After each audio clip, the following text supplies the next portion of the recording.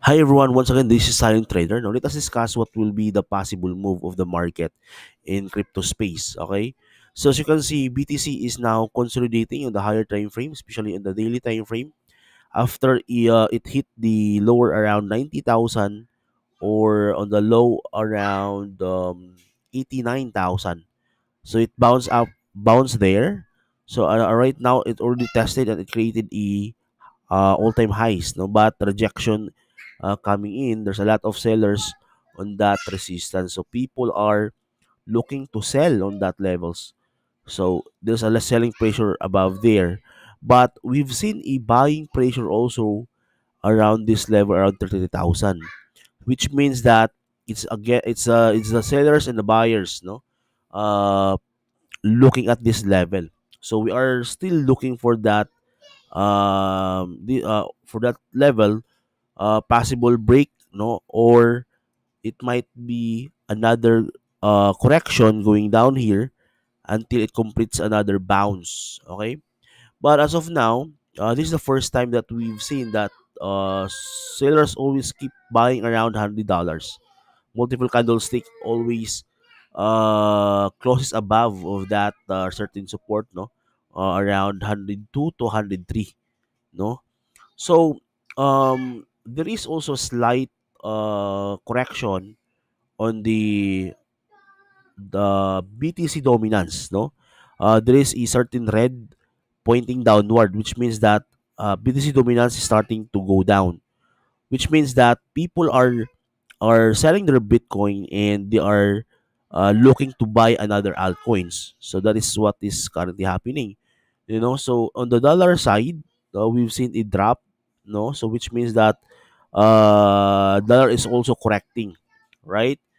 So I think this is the effect also after the inauguration of our newly inaugurated president, no, of the US. So we'll see if what will happen on the later part, no, on the following weeks. Okay, so as you can see, let us discuss the dollar index and also the BTC dominance. So let us take a look at the chart of BTC dominance. So BTC dominance is around 6.5 already.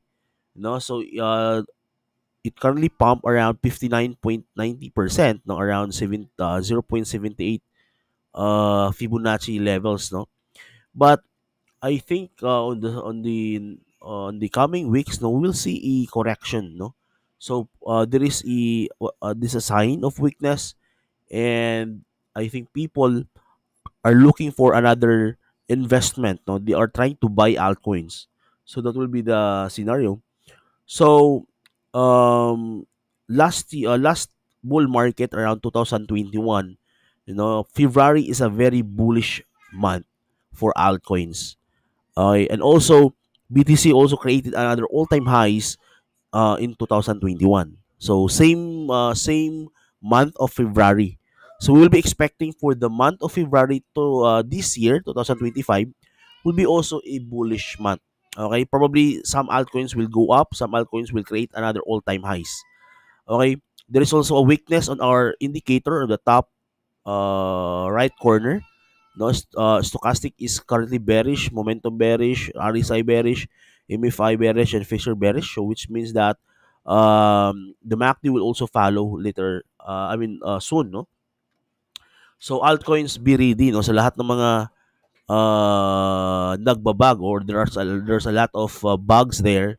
No, this is also good news for all altcoins holder. Okay, so that will be the possible move. No, let us discuss also uh the dollar index. Okay, the DXY. Let us try to see the DXY right here. So the DXY is correcting. So we've seen a red, a very a big sell signal.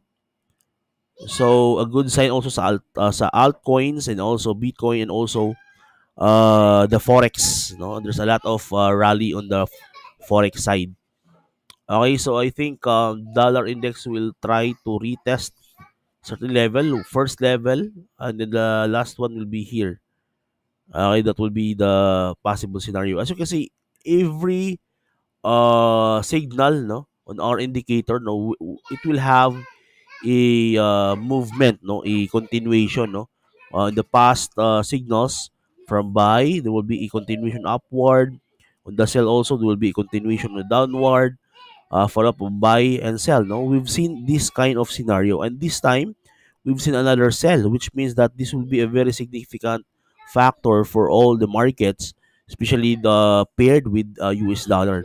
Okay, so we'll be expecting for a very good rally for altcoin stock market and also for the crypto market overall. Okay, especially sa forex market. Okay, so that's all for the BTC, and I hope that we'll be seeing a BTC all-time high sooner, as long as it holds on this particular support area around 102 to 103, no, 103,000 level. Okay, and the altcoins also, see you on the top. Okay, a lot of possibilities coming next week, and let's start tomorrow, no, the opening candle for daily time frame for tomorrow, and we'll see now what will be the possible next move of the market. Okay, thank you.